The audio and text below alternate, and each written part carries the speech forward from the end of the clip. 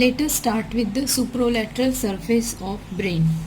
So today we will see the supralateral surface. Now this surface, it presents many sulci and gyra. So we are going to see all of this. So let us first start with the diagram of the supralateral surface. So if we see the brain from the lateral side, we are able to see its lateral surface, which we call the superolateral surface. Clear? Now the two important sulci which are present on this surface are the central sulcus and the lateral sulcus.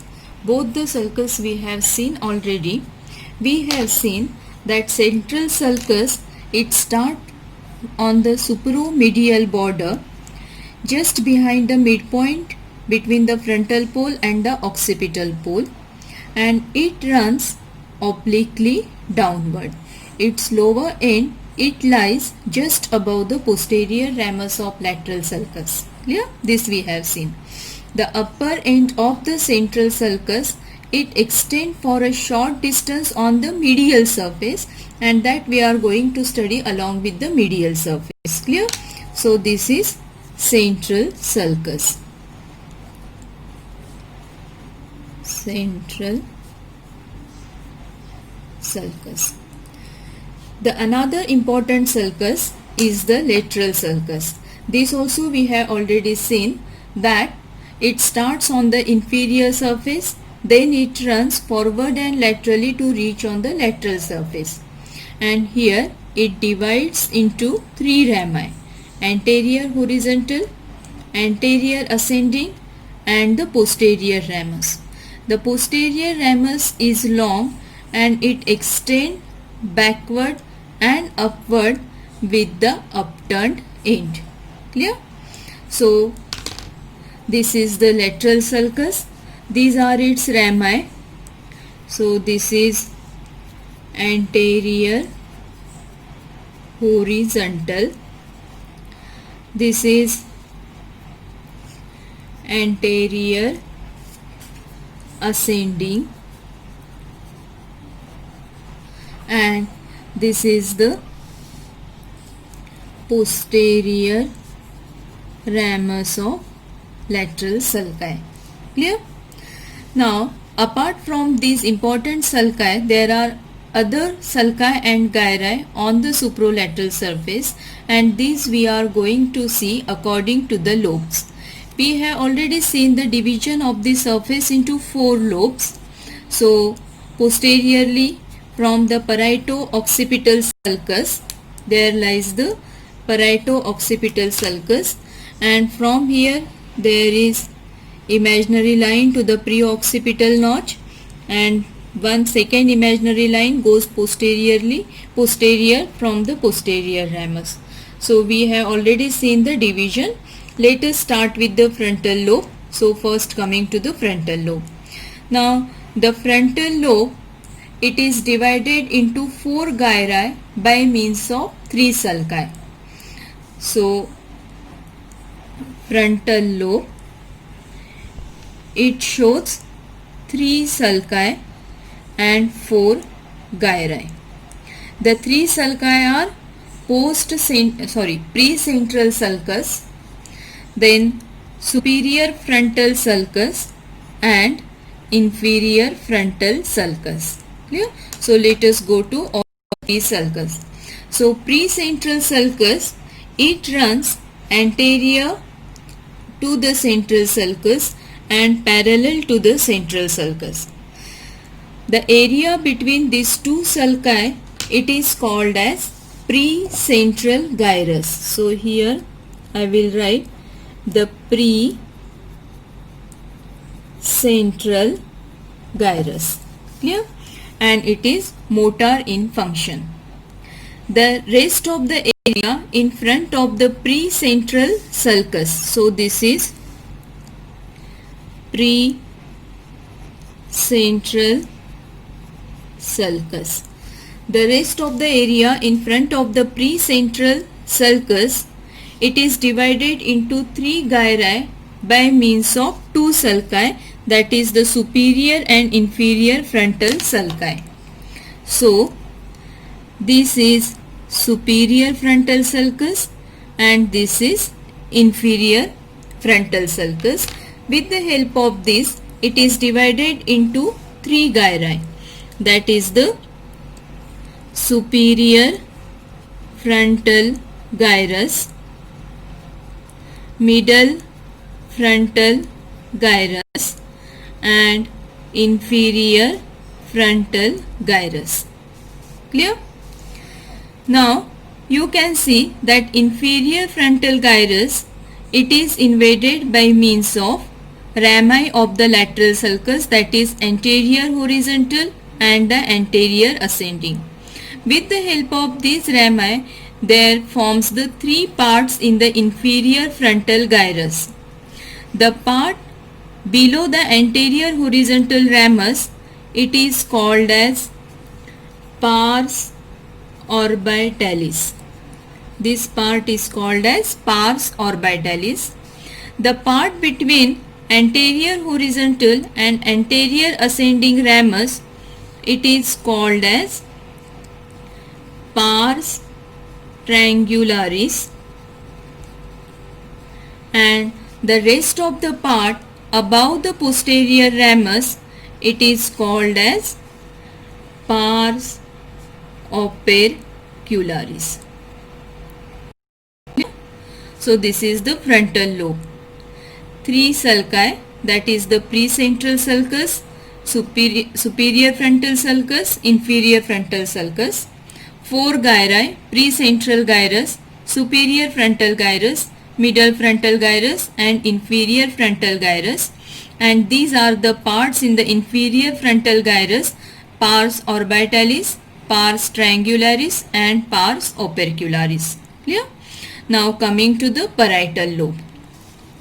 The parietal lobe, it is subdivided into,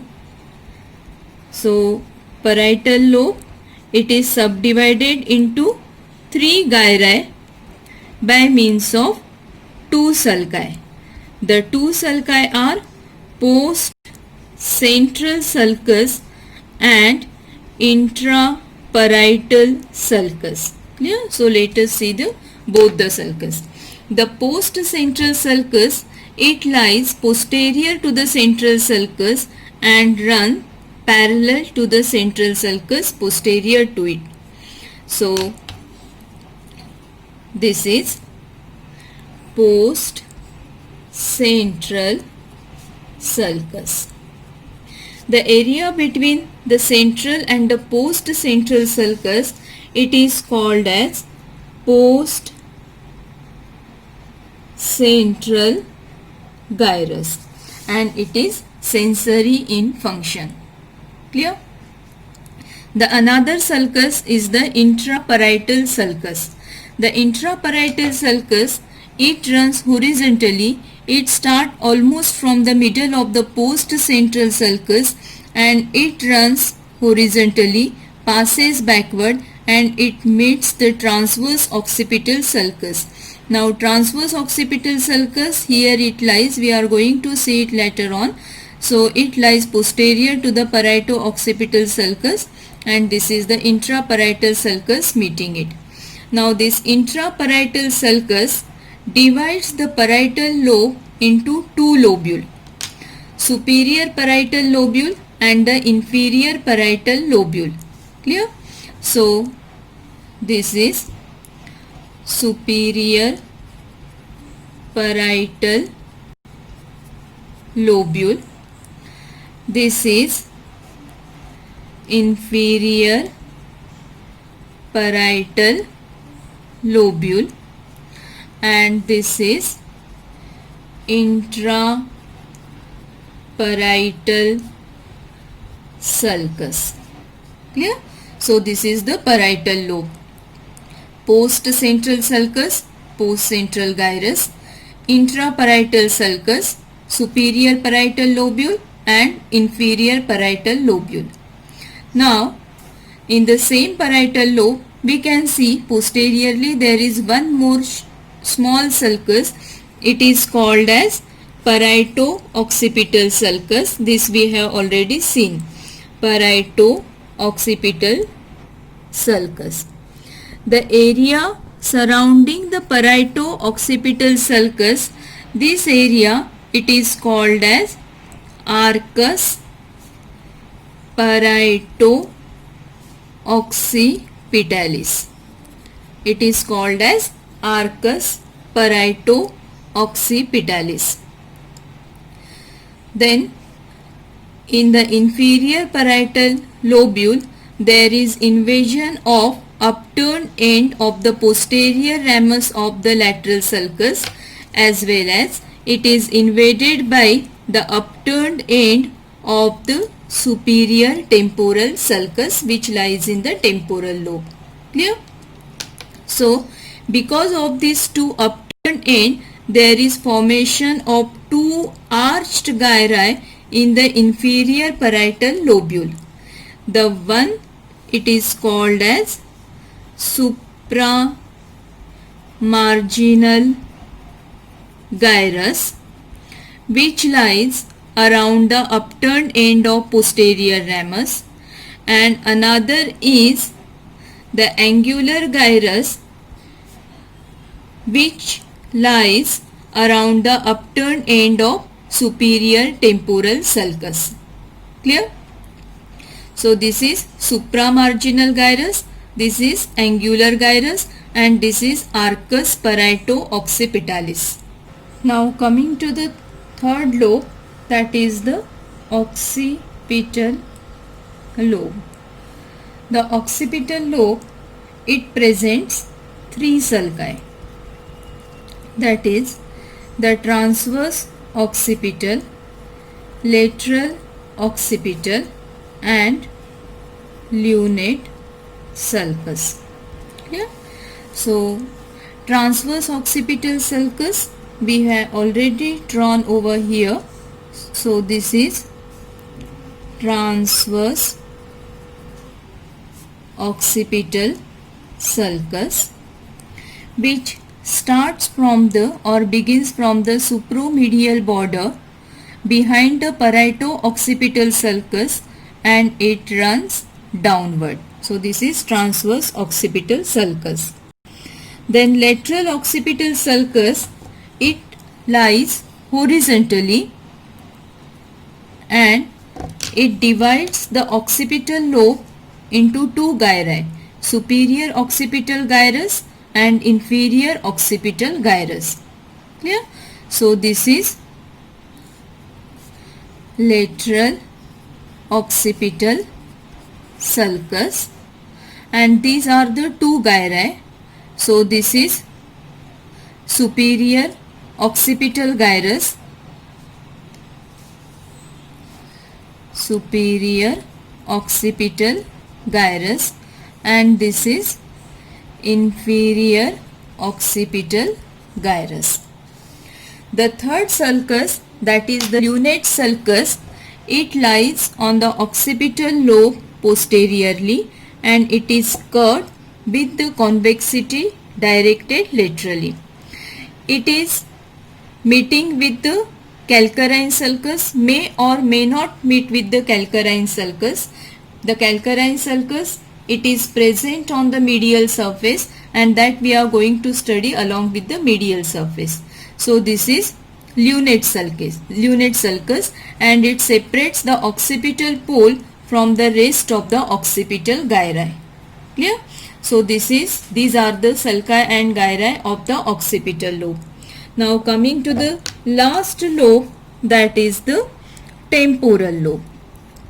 The temporal lobe, it presents two sulci, that are the superior and inferior temporal sulci. So superior temporal sulcus already we have drawn. Inferior temporal sulcus lies inferior to the superior one. So these are superior and inferior temporal sulcus, which divides So this is superior temporal sulcus and this is inferior temporal sulcus.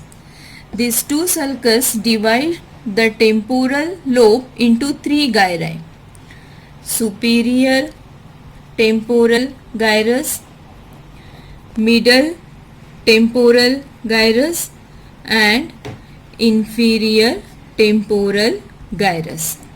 Clear? So these are the sulci and gyri of the temporal lobe. Now to summarize what we have seen on the supralateral surface, that there are two important sulci, that is the central sulcus which runs obliquely downward from the supromedial border, and another is the lateral sulcus which starts on the inferior surface, runs forward and laterally to appear on the lateral surface, divides into anterior horizontal, anterior ascending and posterior ramus. Posterior ramus is the largest and goes posteriorly with the upturned end. Then rest of the sulci and gyri we have seen according to the lobes. So in the frontal lobe we have seen there lies the pre-central sulcus in front of the central sulcus. In between two there is pre-central gyrus which is motor in function. The area in front of the pre-central sulcus, it is divided by means of superior frontal sulcus. So this is superior frontal sulcus and this is inferior frontal sulcus. So superior and inferior frontal sulcus divides the frontal lobe into three gyri: superior frontal gyrus, middle frontal gyrus and inferior frontal gyrus. Clear? Then inferior frontal gyrus, it is invaded by anterior horizontal and anterior ascending rami which forms the three parts in inferior frontal gyrus, that is pars orbitalis below the anterior horizontal, pars triangularis between horizontal and anterior ascending and the pars opercularis above the posterior ramus. Then in the parietal lobe we have seen the post-central sulcus behind and parallel to the central sulcus. In between two there lies the post-central gyrus which is sensory in function. Then there is intraparietal sulcus which runs horizontally and divides the parietal lobe into superior parietal lobule and inferior parietal lobule. Posteriorly there is parieto-occipital sulcus, the area around which it is called as arcus parieto-occipitalis. Then inferior parietal lobule, it is invaded by upturned end of posterior ramus of lateral sulcus and superior temporal sulcus. The area around the upturned end of posterior ramus, it is called as supramarginal gyrus, whereas the area around the upturned end of superior temporal sulcus, it is called as angular gyrus. Clear? Then coming to the occipital lobe. In the occipital lobe we have seen there is transverse occipital sulcus, lateral occipital sulcus dividing the occipital lobe into superior occipital gyrus and the inferior occipital gyrus. Clear? So this is superior occipital gyrus and this is inferior occipital gyrus. Also there is presence of lunate sulcus posteriorly which separate the occipital pole from the rest of the gyri. In the temporal lobe we have seen presence of two sulci, superior temporal sulcus and the inferior temporal sulcus, which divides the temporal lobe into superior temporal gyrus, middle temporal gyrus and inferior temporal gyrus. Clear? So this is all about the sulci and gyri of the superolateral surface.